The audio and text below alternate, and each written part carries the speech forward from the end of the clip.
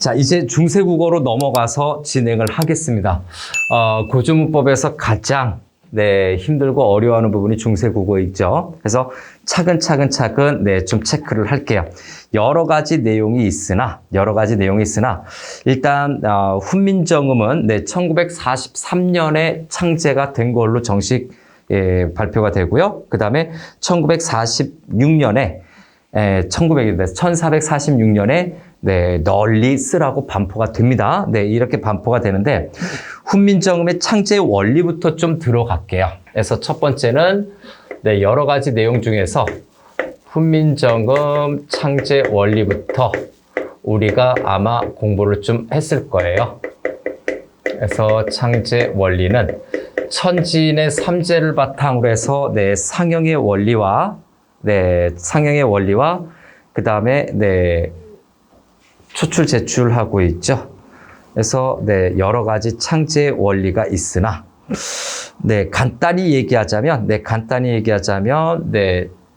천지인 삼재를 모방을 해서 냈다. 그다음 발음기관의 모양을 모방을 해서 만들었다. 이렇게 얘기를 하죠.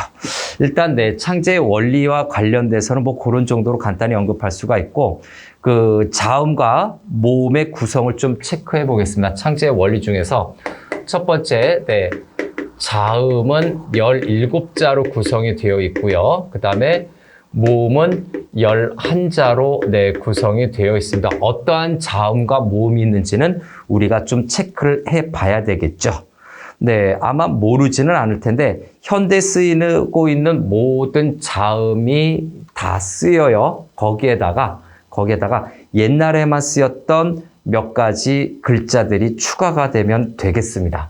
그래서 모음 11자인데 그러면 어떤 건지 체크해 볼까요? 여기에서 종류를 보니까 자, 자음은 현대국어에서 기역, 니은, 디귿, 리을, 미음, 비읍, 시읒, 이응, 그 다음에 지읒이 있을 텐데 지읒, 치읒, 그 다음에 키역, 티귿, 피읍, 히읗까지 우리가 알고 있을 겁니다. 한번 쉬어볼까요? 단순하게 하나, 둘, 셋, 넷, 다섯, 여섯, 일곱, 여덟, 아홉, 열, 열하나, 열둘, 열세, 열넷. 아까 우리 했었던 것처럼, 앞부분에서 했었던 것처럼, 17자가 14자로 바뀌었다라고 했죠. 조선국 때. 여기까지가 14자입니다. 14자인데, 그러면 이때 추가적으로 더 쓰였던 자음들을 아마 알면 되겠죠. 자, 옛니응이 하나가 있고요. 그 다음에 여린 히읗이 있었고, 그 다음에 반치음이 있죠. 반치음이 있고.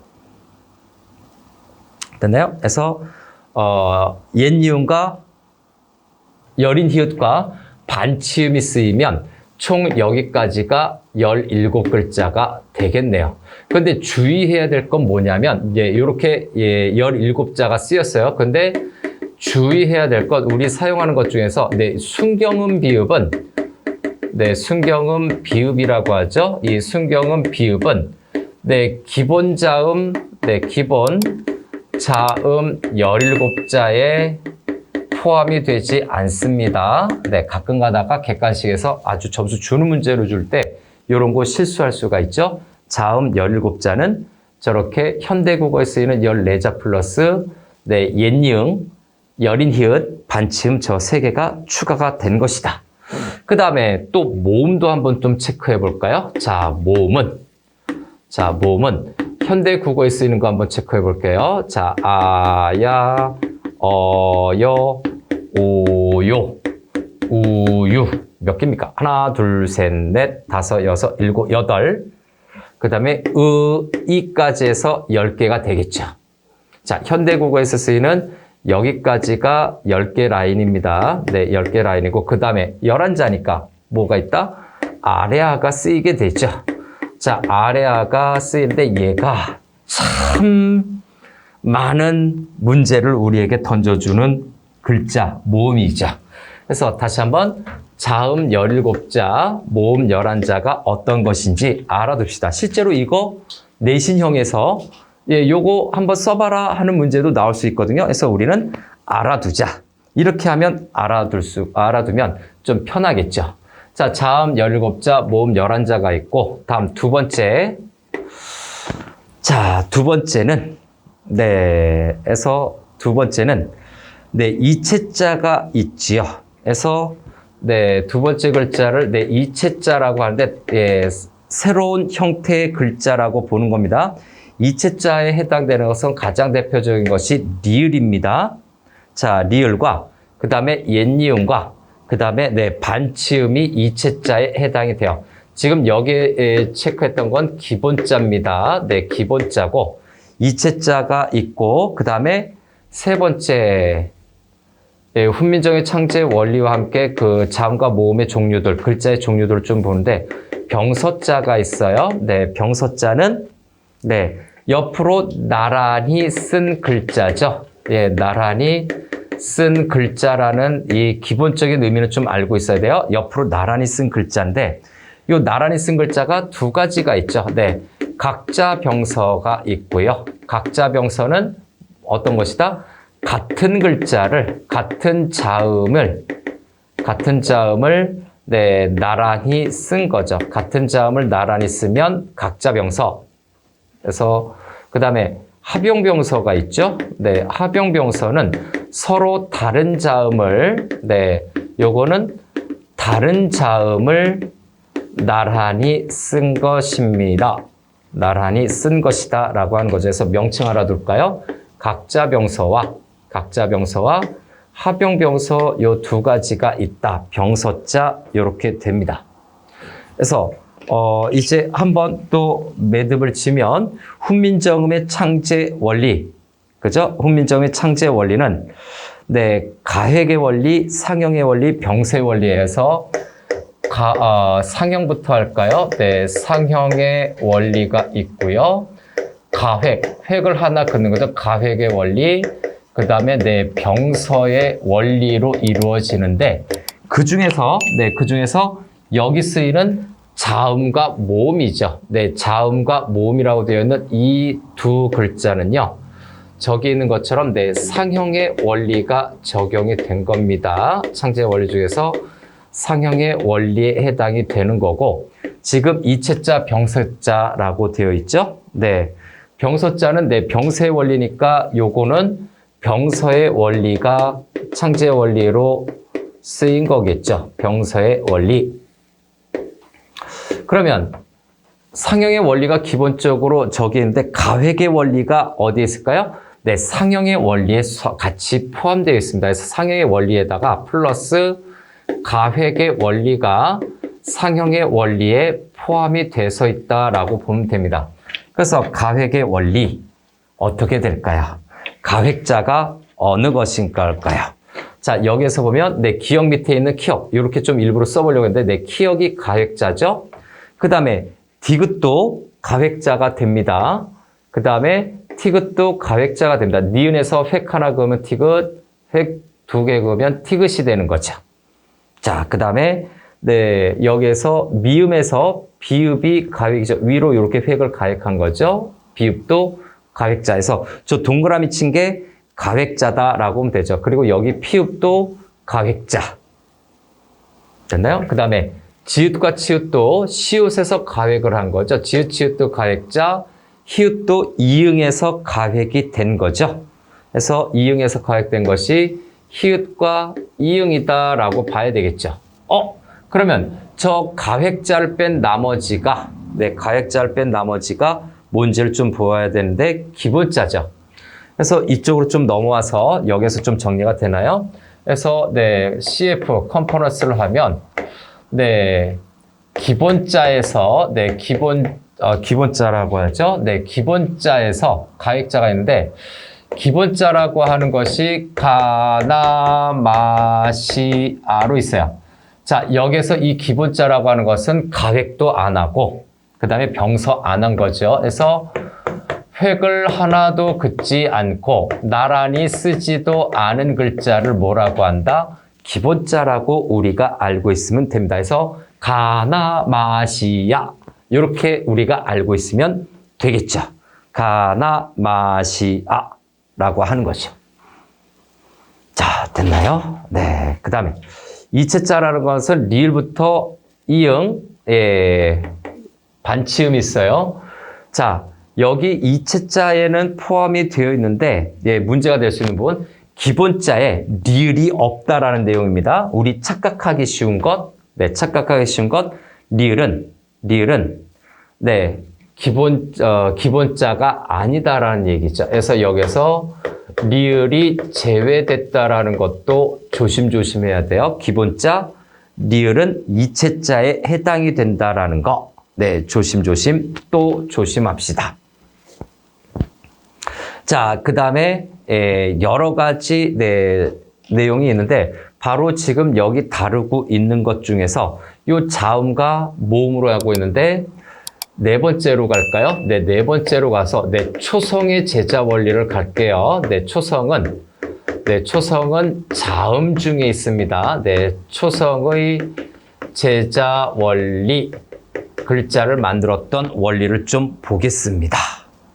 초성의 제자 원리 중에서 다시 한번 초성의 제자 원리 중에서예요. 그 중에서 소리의 성질에 따라서 나누는 거죠. 그래서 소리의 성질에 따른 분류를 또 한번 체크해 봅시다. 다시 소리의 성질에 따라서 또 자음을 나눠보면 초성의 자음을 나눠보면 울림소리와 안울림소리 아설순치후 이렇게 나누게 되죠. 그래서 소리의 성질에 따른 분류를 보면 일단 울림과 안울림에서 안울림소리와 울림소리로 나뉘게 됩니다. 울림소리와 안울림소리. 자, 안울림소리로 좀 체크를 할까요? 여러 가지 내용이 있는데, 자, 안울림소리에, 전청, 차청, 전탁, 현대국어에도 있어요. 그래서 현대국어에 안울림소리는 어떻게 되어 있습니까? 예사소리부터 있죠? 예사소리, 그 다음에, 거센소리, 그 다음에, 된 소리로 아마 있을 거예요. 예된 거, 예거된, 요런 건데죠. 예고된. 그래서, 아설순치후인데 예사소리에는 안울림소리에 뭐가 있었을까요? 자, 현대국어 마찬가지로 구두 벗어줘 요 히읗이죠. 여린 히읗까지 들어가는 겁니다.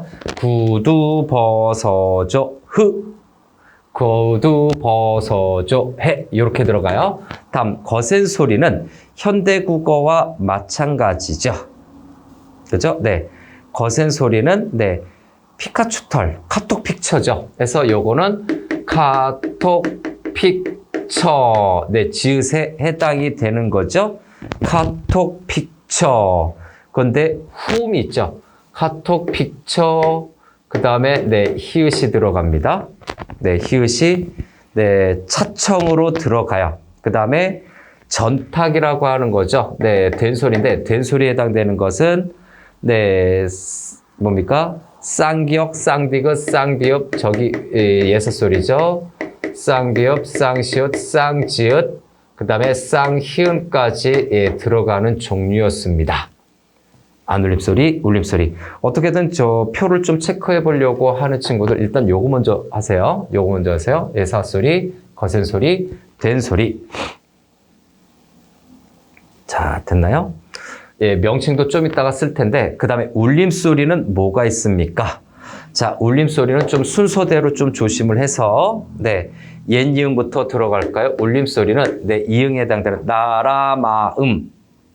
그죠? 그래서 내 마음 이렇게 되죠. 내 마음 일단 칸을 유지하지 말고 표나 그런 걸로 외우지 말고 이런 종류를 좀 체크해 주세요. 내 마음 룰루란나인데 반치음도 있어요. 여기 조심하셔야 돼요.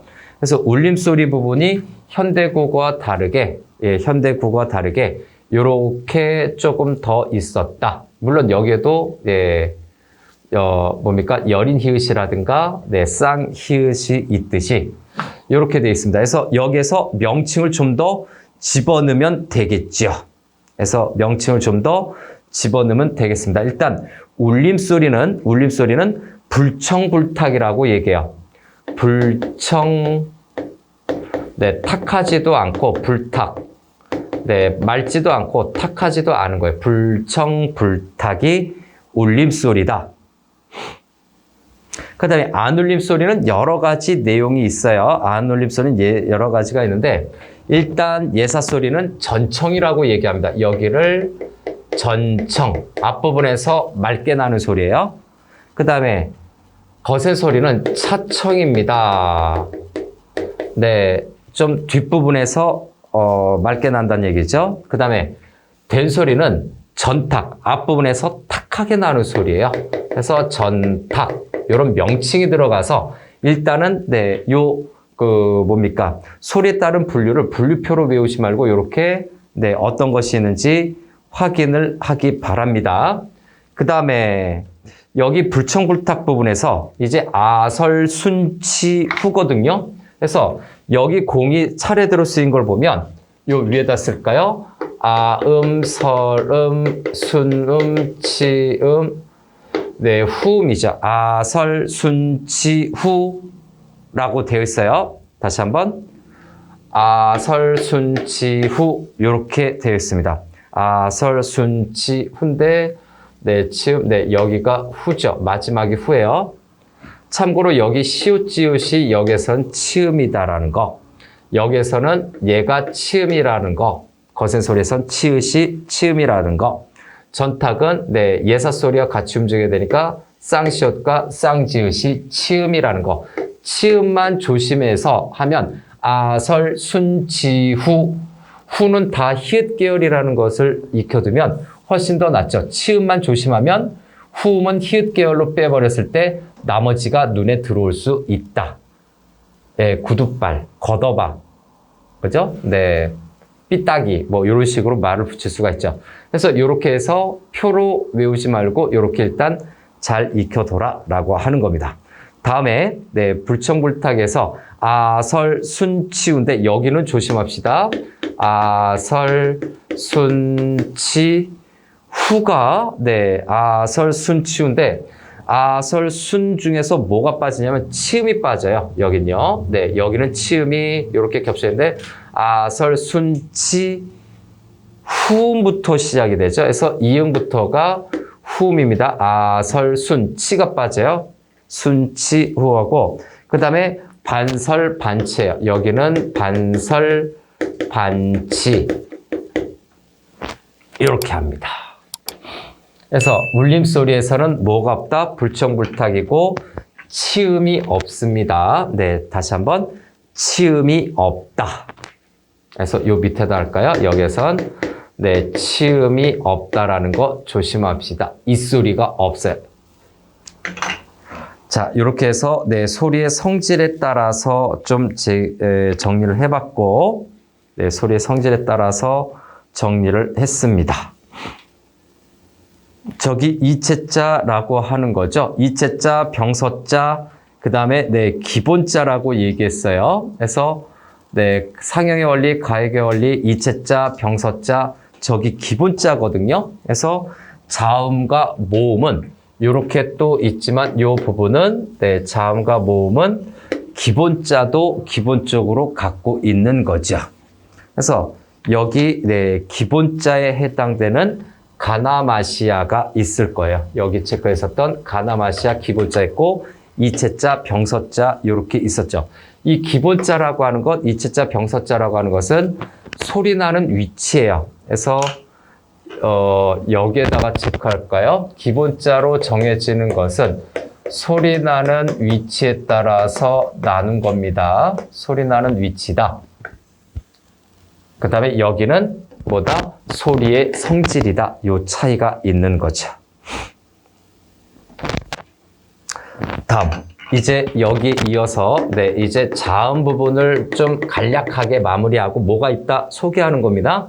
다음, 이제 두 번째로 다음으로 넘어가야 될 게 초성의 제자 원리 중에서 소리 성질에 따른 분리였다면 다섯 번째는 이제 네, 중성의 제자 원리로 넘어가겠습니다. 네, 중성이죠. 중성은 모음에 해당이 되는 거예요. 네, 중성의 제자 원리, 글자가 만들어졌던 원리로 좀 넘어가서 체크를 하고자 합니다. 자, 요거는 천지인 삼재를 모방한 거죠. 그래서 중성의 제자 원리는 천지인 삼재, 하늘과 땅과 사람이죠. 천지인 요거를 삼재라고 하는데 삼재를 상영했습니다. 모방한 거야. 천지인 삼재를 상영했다라고 정리해 줄 수 있습니다. 천지인 삼재. 그래서 천지인 삼재에서 가장 중요한 건 기본자거든요. 대부분 천지인 삼재에 대해서는 기본자를 많이 물어본다. 그래서 첫 번째, 기본자로 먼저 들어가 볼까요? 기본자는 하늘이죠. 그 다음에 땅이죠. 그 다음에 사람이죠. 이가 기본자예요. 근데 이 기본자를 한 번 결합하는 겁니다. 초출자죠. 초출자라고 하는 것은 한 번 결합하는 거야. 다시 한번. 그래서 요거 초출자라고 하는 것은 한 번 결합을 하면 어떤 글자들이 나옵니까? 요 의에다가 요렇게 붙이는 거겠죠? 오가 붙이는데 요거를 편의상 선으로 합니다. 오가 있죠? 초출자. 그 다음에 이 뒤에다가 붙으면 아가 있죠? 그래서 요렇게 되는데 그냥 점으로 찍을 걸 그냥 선으로 요렇게 기본적으로 눈에 딱 보이죠? 여기 탁탁 찍어버리면 요게 있고. 그 다음에 밑에다 찍을 수도 있죠. 위에다 찍었으니까. 그 다음에 요렇게 했죠. 오와 우어. 초출자예요. 오와 우어. 그 다음 초출자만 잡아놓으면 제출자는 간단하죠. 제출자는 2번 결합했다는 얘기입니다. 저 삼재가 2번 결합한 거라서. 자, 여기 나와 있어서 되게 편하죠? 오가 있으니까 하나씩만 더 가획해주면 돼요. 요야, 유여, 여유, 야요. 요렇게 되죠. 그래서 요거 여유, 야요는 뭡니까? 2번 결합했기 때문에 이중모음이 되겠죠. 그렇죠? 요거는 이중모음이 되는 겁니다. 여기까지는 신경 써서 알아둬야 될 부분이긴 한데, 네 번째, 합용자가 있죠? 모음에서 합용자는 굳이 애써서 기억할 필요는 없습니다. 근데 대표적인 게 와, 워, 그 다음에 요거 어떻게 읽는지 좀 헷갈리죠? 와, 워, 위에서 여기에도 하나가 더 있어야 되죠? 이거 어떻게 읽는지 좀 헷갈리죠? 왜? 이렇게 되죠? 와, 워, 요것만 잘 외워도 되는데 잘 평가가 안 될 거예요. 그래서 합용자까지 있다라는 겁니다. 그래서 여러 가지 제자 원리 중에서 그 실제 예시를 보면 이렇게 된다. 기본자, 일단 훈민정음의 창제 원리 중에서 상형의 원리, 가역의 원리, 병세의 원리를 이렇게 좀 섞어서 실제 예시 글자들에 섞어서 최대한 정리를 해봤습니다. 자, 이렇게 되죠. 좀 외우는 방향 쪽으로 좀 포커스를 맞춰서 이렇게 해봤어요. 기본적으로 좀 머리에 넣어두면 내신 대비 때는 좀 편하겠죠? 그리고 수능 때도 시간을 좀 아낄 수가 있겠죠. 자, 이렇게 해서 이런 내용이 있다라는 걸 좀 정리해 놓고 다음 이어져서 종성의 제자 원리로 갈까요? 그래서 여기 동그라미 5번이었고 이제 동그라미 6번으로 종성, 받침이 있죠. 종성은 자음이고요. 종성은 자음이고 또 뭐가 된다? 받침이라고 우리가 얘기를 합니다. 받침은 음절 끝소리라고도 얘기를 하죠. 음절 끝소리에 대한 종성의 제자 원리, 글자가 만들어진 원리도 간단하게 또 정리하겠습니다. 자, 종성의 제자 원리는 한마디로 얘기하면 종성부용초성이에요. 종성부용초성인데, 자, 이건 무슨 말이냐? 간단히 얘기하면 초성에 쓰이는 자음을 종성에 같이 쓸 수 있다. 그래서 간단히 얘기하면 초성에 사용하는 자음을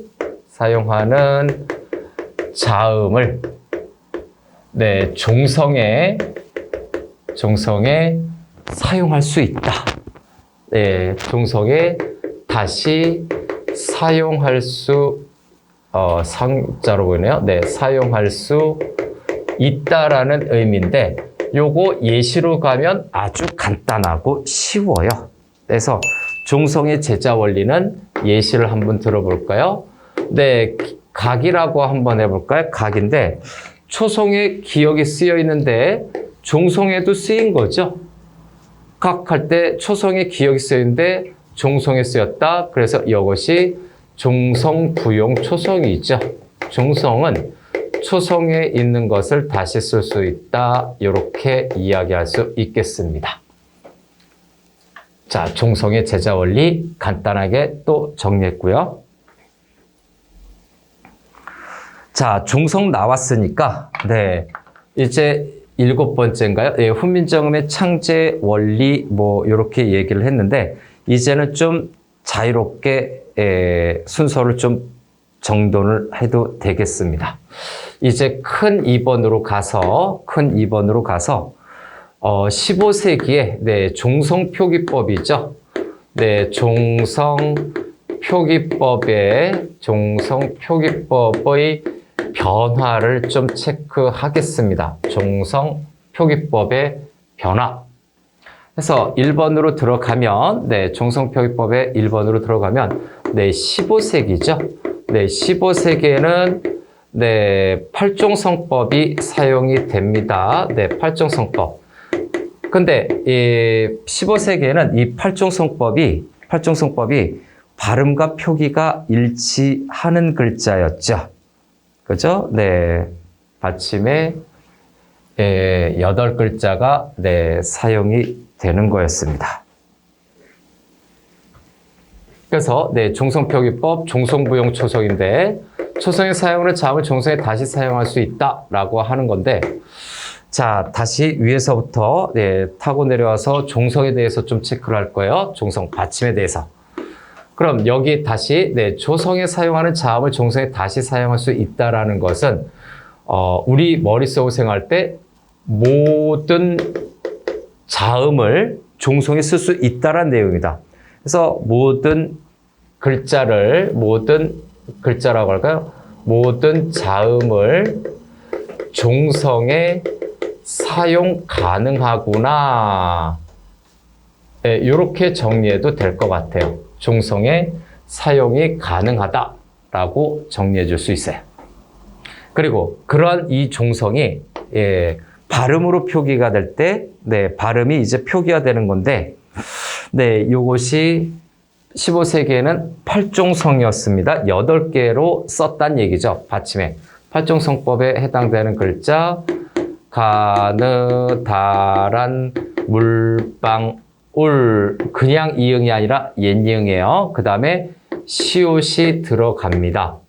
자, 여기서 주의해야 될 건 뭐냐면, 네, 팔종성법에는 요 디귿 받침하고 역할이 비슷한 것 같은, 네, 시옷이 사용이 됐다는 거죠. 얘네들에 따라서 옛날 칠종성법과 현대 칠종성으로 좀 나뉘어요. 거기에다가 요 꼭지 이응이, 옛 이응이 15세기에는 사용이 됐다라는 특수성을 좀 어느 정도 느끼고 가면 아주 좋다는 내용이죠. 자, 다음에 두 번째는 네, 16세기 이후부터인가요? 네, 17세기부터죠. 네, 17세기부터는 옛날 칠종성인데 요거는 내가 일부러 붙인 얘기입니다. 옛날 칠종성법. 네, 현대국어도 칠종성법이거든요. 그래서 구분이 안 돼서 네, 옛날 칠종성법이라고 그냥 명칭을 해버렸어요. 자, 옛 칠종성법, 과거의 칠종성법은 자, 어떤 글자였느냐? 쉽게 얘기하면은 네, 팔종성법 중에서 디귿이 사라지는 것이죠. 디귿과 시옷이 역할이 비슷해서 디귿이 생략이 되는 겁니다. 사용할 때 디귿을 사용 안 한 거죠. 디귿이 생략이 됐다라고 하면 디귿이 사용을 안 하는 거죠. 네, 사용을 하지 않았다. 종성의 받침에. 그래서 어떤 건지 살펴보니까 네, 가느, 디귿이 들어가면 알죠? 네, 가녀린, 물방울, 14인데 이때 옛니응도 사용 안 됐습니다. 옛니응은 15세기 때 사용이 되다가 나중에 소멸이 되지요. 네, 15세기에 사용되다가 16세기 임진왜란 이후에 사라졌기 때문에 17세기 당시에는 디귿이 생략이 됐다라는 이 내용뿐만이 아니라 디귿이 생략이 된 것 요것뿐만이 아니라 옛니응이 뭘로 바뀌었다? 옛니응이 그냥 이응으로 바뀐 거죠. 17세기니까. 그죠? 여기서 이제 컨퍼런스로 들어가면 옛니응이에요. 음가가 있는 옛니응은 16세기에 소멸을 합니다. 16세기에 소멸을 했기 때문에 이응으로 바뀌어 있다는 점도 조심해야 되고요. 시옷이 사용이 된다는 것도 조심해야 됩니다. 다음 세 번째, 이제 현대 국어와 거의 비슷하게 쓰이는 현대 칠종성법이죠. 그래서 17세기 이후부터 사용되다가 현대라고 할게요. 그냥 편의상 20세기라고 하겠습니다. 20세기는 현대 칠종성법이죠. 현대 칠종성법은 우리가 말 그대로 뭐라고 얘기하고 있습니까? 음절 끝소리 규칙이라고 얘기를 하고 있죠. 그래서 여기에서 요거는 음절 끝소리 규칙과 관련이 됩니다. 규칙과 관련이 되고요. 그래서 음절 끝소리에 해당되는 것이 무엇이 있다? 가느다란 물방울 강남도로만 보여. 뭐 이런 식으로 했죠. 그래서 아마 한 번쯤은 들어봤었던 음절 끝소리일 겁니다. 일단 종성법을 아주 잘 익혀둬야 돼요. 기본 중에 기본이죠. 종성법. 그래서 중세국어의 여러 가지 특징 중에서 창제 원리 부분에서 여러 가지 자모를 살펴봤다면 이제 받침의 표기법을 두 번째로 살펴보고 있어요. 받침의 표기법을 두 번째로 살펴보고 있다. 자, 종성법 저렇게 정리를 했고요. 종성법 저렇게 정리를 했고, 그 다음에 적기 법칙을 좀 체크해야 되겠죠? 그래서 세 번째는 적기 규칙에 관련돼서 체크를 하겠습니다. 첫 번째, 15세기 당시에는요, 이어적기를 사용하고 있었습니다. 철저하게 이어적기를 사용을 했다. 자, 이어적기라고 하는 것은 말 그대로 뭡니까? 한자로 치면 연철이라고도 얘기합니다. 이어질 연, 기록할 철인데, 자, 15세기에 있는 이 이어적기는, 15세기에 있었던 이 이어적기는 쉽게 얘기하면, 발음대로 적었다라고 보시면 됩니다. 그래서 이어적기는, 발음대로 적었다라는 점이 있죠. 발음이 나는 대로 표기를 했다라고 볼 수가 있고, 발음대로 표기하는 것의 가장 대표적인 표현 양식은 어떤 것이 대표적인가요? 대부분 앞부분에 있는 종성을 뒤에 있는 초성으로 사용을 하게 되거든요. 초성으로 사용하는 이걸 뭐라고 한다?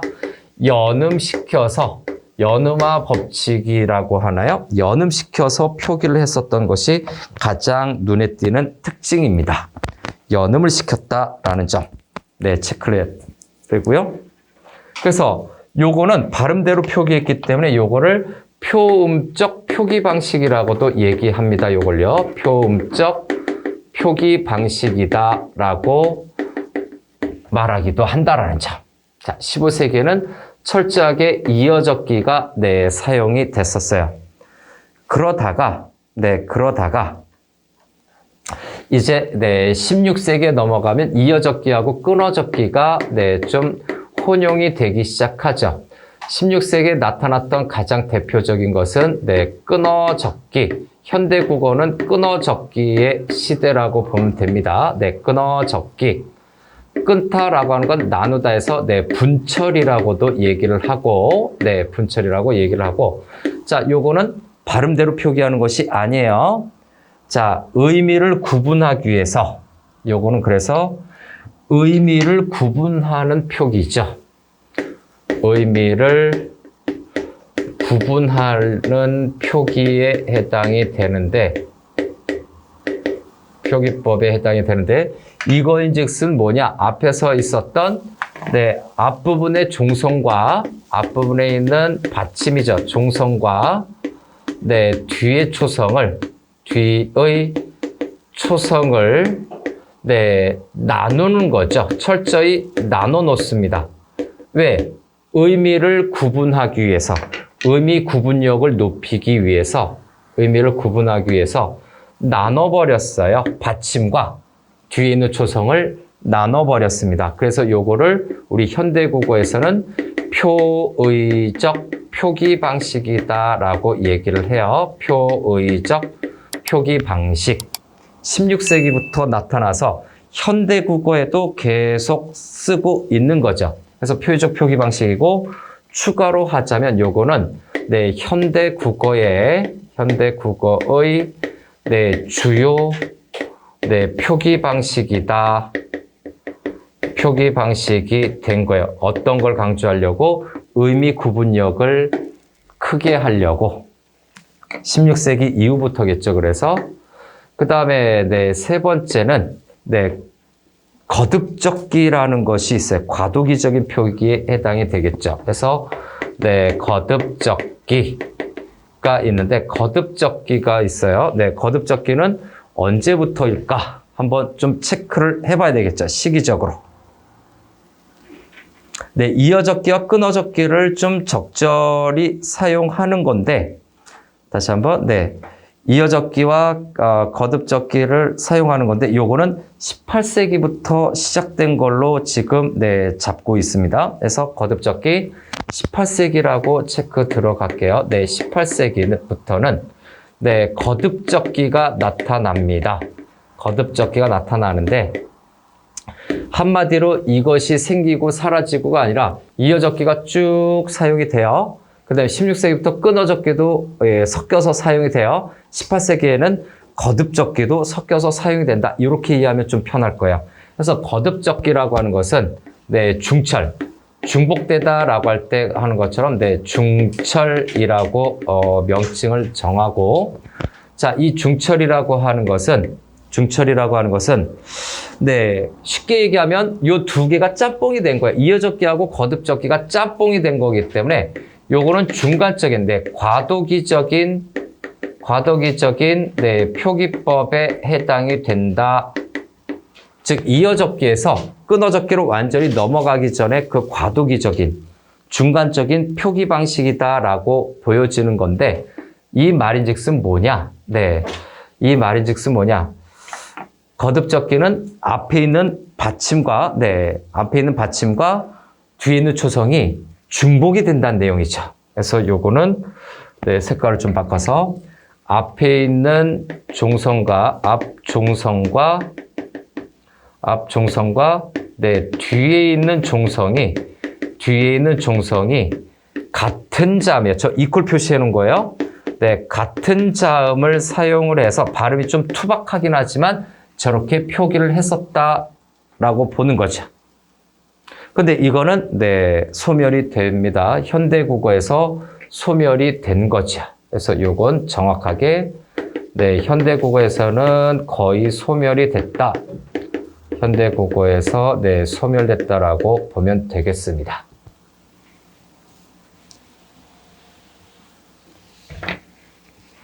자, 그래서 적기 법칙이 아주 중요해서 요거를 또 체크를 했고, 이거를 좀 체크했고, 그 다음 여러 가지 내용 중에서 또 해야 될 건 문자가 언제 생겨나고 없어진 거에 대한 소실 문자에 관련된 내용을 또 정리를 하긴 해야 될 거예요.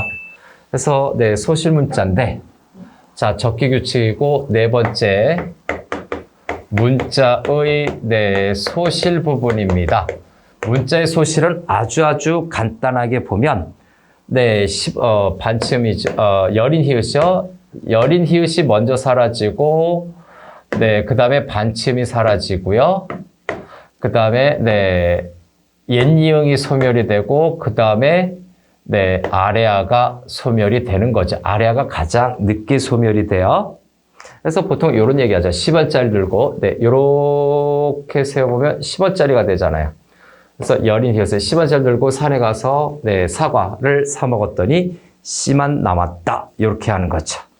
그래서 네, 여린 히읗이에요. 명칭을 좀 써볼까요? 그래서 여린 히읗은 15세기에 네, 소멸이 됩니다. 15세기에 소멸이 된다. 그 다음에 반치음은 언제 소멸이 된다? 16세기에 소멸이 된다. 그 다음에 옛니응도 언제다? 16세기 임진왜란 때 소멸이 되어 아래아는 네, 음가 소멸된 거 말고 정식으로 소멸된 건 20세기에 소멸이 됩니다. 20세기에 소멸이 돼요. 그런데 요거 이제 대표적인 거고 15세기에 소멸된 걸 좀 더 찾아보면 네, 15세기에 소멸된 걸 좀 더 찾아보면 뭐가 있다? 일단 네, 여기에다가 플러스 들어가는 거예요. 여기에다가 플러스 요 라인에서 플러스로 들어갈게요. 플러스 순경은 비읍이 들어가고요. 그 다음에 쌍이응과 쌍히읗이 사라지게 됩니다. 쌍이응 플러스 네, 쌍히읗이 사라지게 된다. 안 쓰이는 거죠. 네, 사라지는 것이 순경은 비읍. 얘가 15세기 때 사라진다는 것이 좀 눈에 띄죠. 네, 비읍과 충돌이 돼서 비읍이 대체가 됐나 보죠. 다음, 옆에 있는 16세기로 좀 볼까요? 네, 16세기에 소멸된 건 반치음이 대표 주자이지만 그 뒤에 옛니응이 같이 묶이죠. 얘네들은 이렇게 나란히 네, 쓰임이 워낙 네, 특징적이었기 때문에 쓰임이 나란히 보이는 거죠.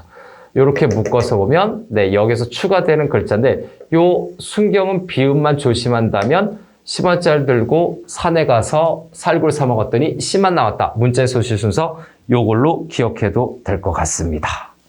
자, 그래서 우리 중세국어에서 알아야 될 여러 가지 규칙들이 많이 있네요. 그 다음에 이제 옛날에는 한자어를 좀 많이 썼을 거예요. 한자어를 많이 썼기 때문에 자, 5번째인가요? 네, 5번째는 네, 동국정운식 한자음 표기라고 하는 거죠. 동국정운식 한자음 표기에 관련된 것도 어떤 의미인지는 확인을 해둬야 됩니다. 여기서 동국정운이라고 하는 건데 동국은 우리나라겠죠. 네, 조선일 거고요. 정운이라고 하는 것은 뭘까요? 네, 중국식 발음일 거예요. 중국식으로 발음하는데 우리나라 말을 중국식으로 발음하고 표기하는 여러 가지 규칙들을 동국정운식 한자음 표기라고 하는 겁니다. 그래서 요거에 대해서 좀 정리를 하면 지금 우리나라 말이죠. 우리말을 중국어와 비슷하게, 중국어 발음과 비슷하게 표현하려고 하는 겁니다. 중국어 발음에 최대한 가깝게 표기하려고 하는 거예요. 그래서 이걸로 보면 주체적이지는 못해요. 사실은요. 예, 이렇게 보면 주체적이지 못한 면이 좀 보이죠. 그래서 이렇게 최대한 가깝게 하려는 이 부분을 뭡니까? 이상적이다, 환상적이다, 이상적 한자음 표기법에 해당이 된다라고 평가를 해주기도 합니다. 그런데 이거의 특징은 뭐냐면 삼성체계를 갖고 있어요. 그죠? 네, 삼성체계를 갖추고 있었는데 이것은 무엇이냐? 삼성체계를 반드시 지켰습니다. 초성, 중성, 종성이죠. 삼성체계라고 하는 것은 네, 초성, 중성, 종성을 네, 받침을 반드시 지켰다, 반드시 썼다라고 하는 겁니다. 그래서 삼성 체계 중에서 발음이 안 되는 것들이 있어요. 실제로 보면. 그래서 초성, 중성, 종성에 반드시 규격을 갖춰서 네, 썼다라는 점이죠. 그죠? 그런데 반드시 지켰다라는 걸 좀 확장해 보면 네, 종성에 받침이 없어도, 네, 종성에 받침이 없는 글자도, 네, 글자도 반드시 뭐를 했다? 네, 종성 표기를 했습니다. 종성 표기를 했다라는 점이죠. 가장 대표적인 것이 이응을 붙이거나, 그렇죠? 이응이라든가 또는 순경음 미음을 붙였어요. 이응이나 순경음 미음을 붙였다. 그죠? 네, 순경음 미음을 붙였다.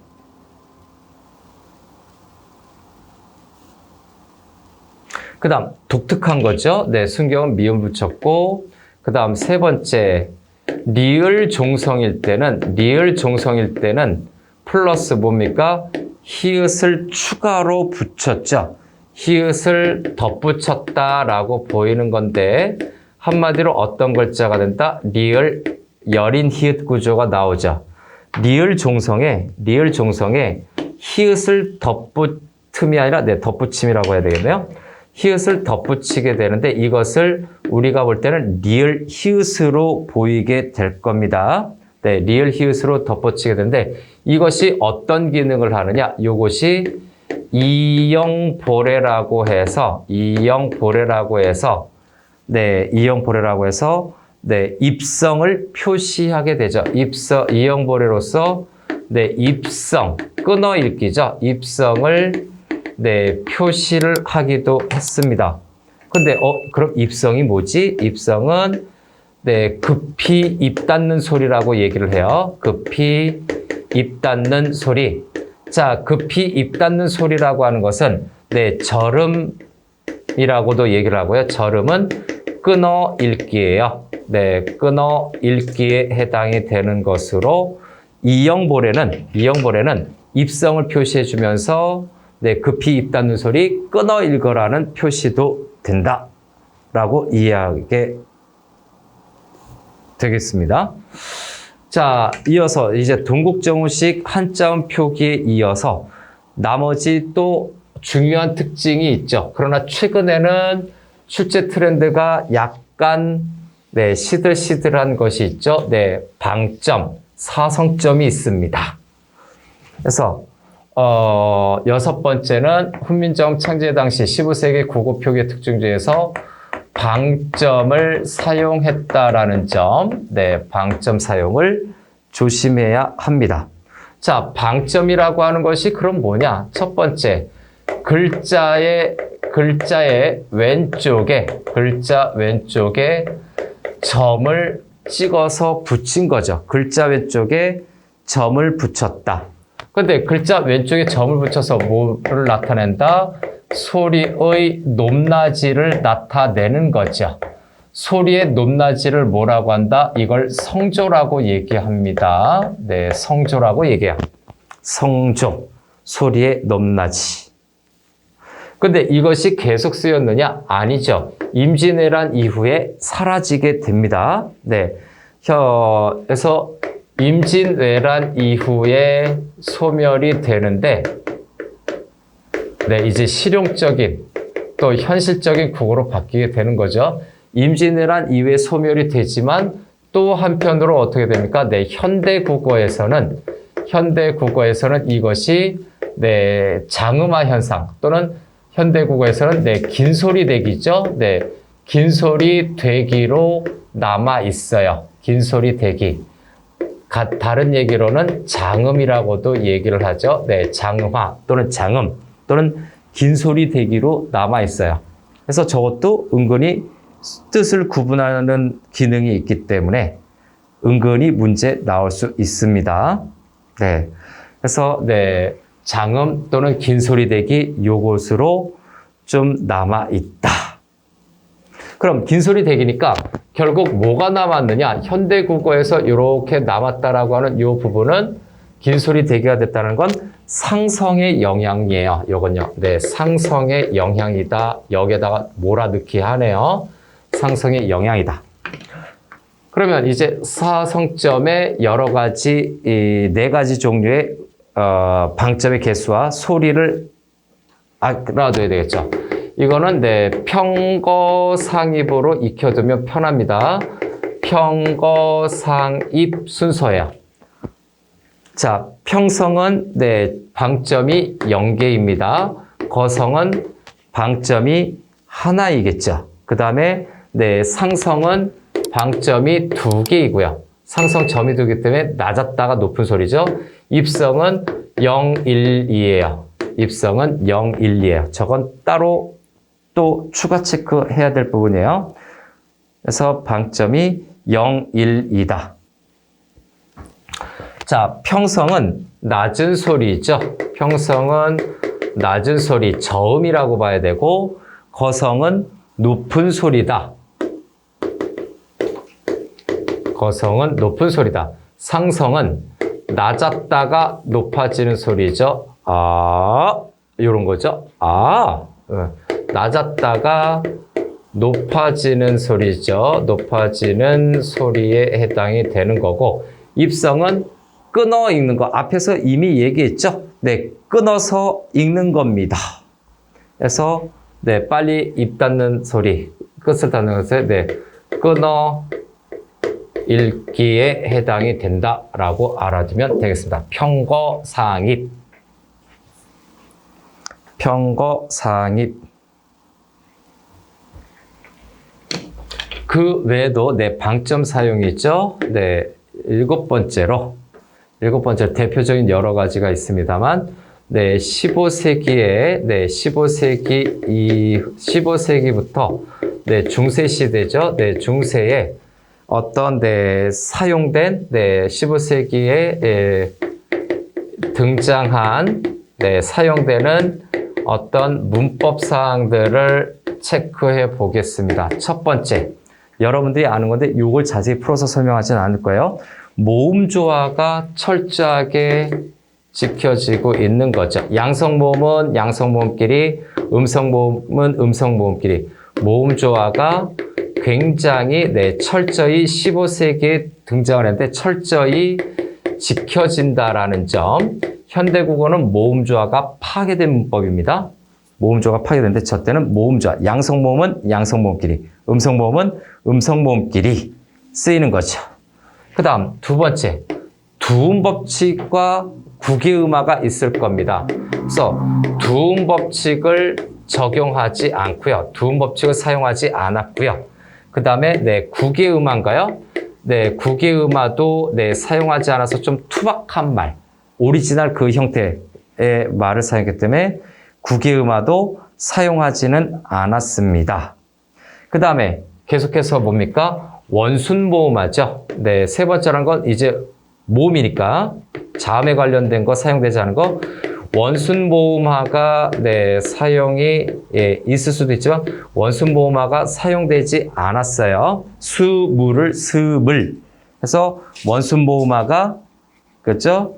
네, 사용되지 않았다라고 하는 건데 현대국에선 미음, 비읍, 피읍의 의가 우로 변하는 거거든요. 그래서 물이 물.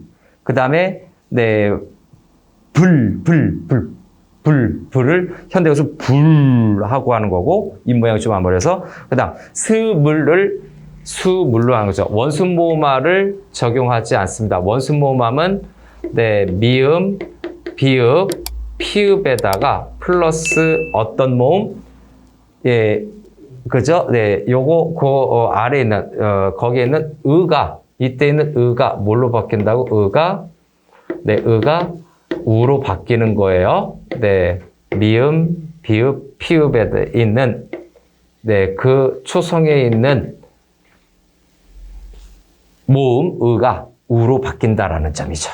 오케이, 이렇게 보고 다음에 어두자음군이 사용이 됐어요. 네 번째.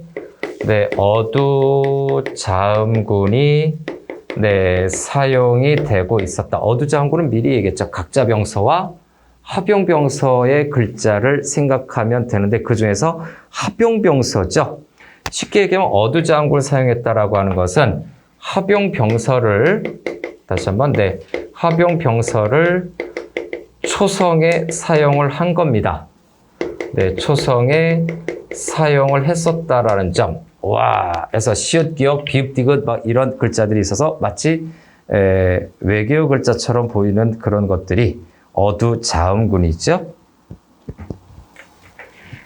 그 다음 다섯 번째는 네, 거센소리대기, 현대국의 그 거센소리대기에 관련되는 건데, 네, 제음소화가 역시 사용이 되는데, 이거의 느낌은 여러분들이 어떻게 봤냐면, 네, 거센소리에서로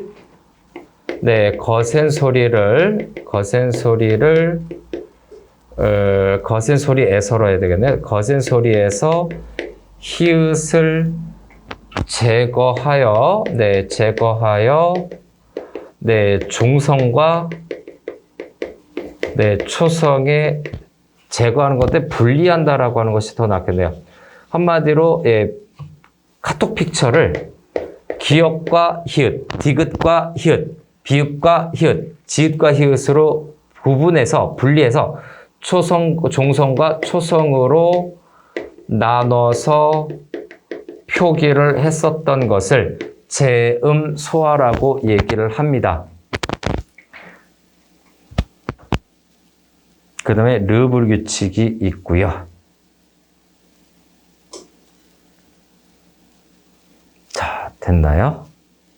네, 이 정도로 하면 네, 여러 가지 정리가 될 수가 있을 거고, 하나 마지막에 높아심에 얘기하면 15세기에는 띄어쓰기를 사용하지 않았습니다. 언제까지? 독립신문 창간사 내용 전까지 보면 띄어쓰기를 잘 안 하는 편이었어요. 거기에다가 위에서 아래로 쓰는 패턴이기 때문에 굉장히 의미 구분력이 좀 부족했었다. 또는 읽기가 좀 잘 읽어야 됐었다라는 점이죠. 네, 이런 내용들이 있었고, 이제 이걸 바탕으로 해서 우리 15세기에 발표됐었던 훈민정음이나 소학원의 노골대언의 그 다음에 석보상절, 용비어천가 이런 것들을 이제 분석해 가면 되겠죠? 자, 일단 마무리하겠습니다.